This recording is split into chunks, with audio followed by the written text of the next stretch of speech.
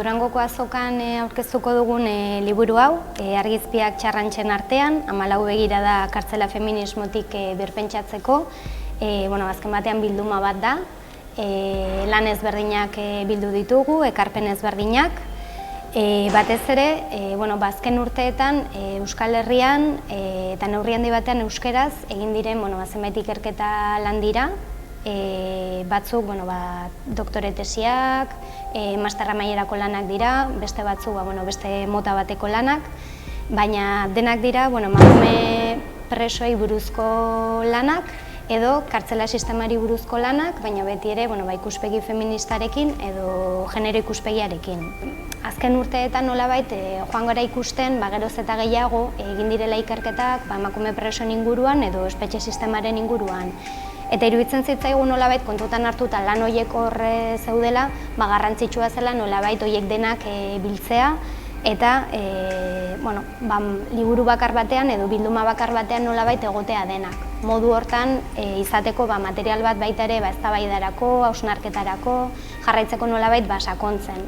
Liburuan 14 kapitulu daude, 14 ekarpen, eta horretaz gain badago baita ere aitzin solas bat, Katia Reinbergek idatzitakoa eta epilogo bat Dolores Julianok idatzitakoa.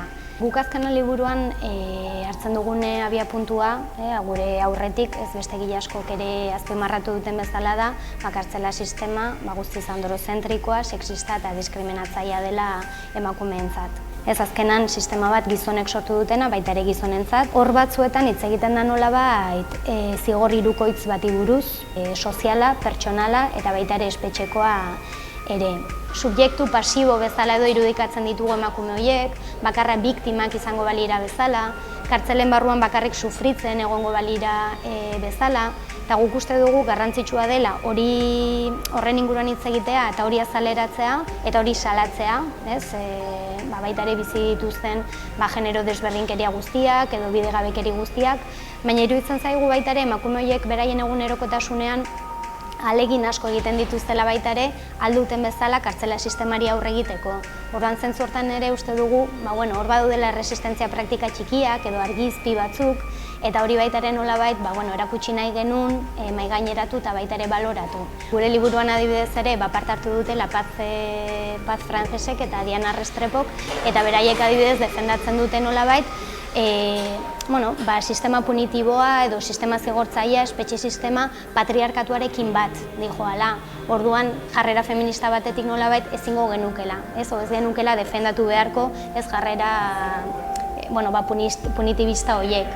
Baina egia da baita ere, kolektibo feminista batzuek ere, testuinguru batzuetan defendatu dituztela nolabait neurri punitibo horiek edo defendatu dituztela espetxe zigorre gogorragoak. Nik uste dut, abolizionismoaren bidean hor egiten ari diren hausnarketak oso interesgarriak direla eta benetan erronka bat suposatzen dutela. Eta jarraitu beharko genukela pixkat hortikan sakontzen.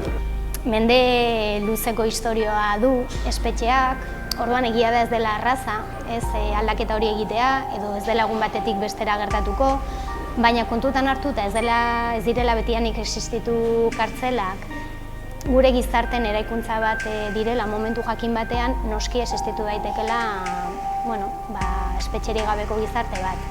Baina horrek ere suposatzen du guretzako erronka sakon bat, baina noski inongo zalantzarik gabe. Eta gaina pertsonalki pentsatzen dut ibilbide hori egin beharko genukela edo horretara, helburu horretara nolabait saiatu beharko ginatekela hurbiltzen.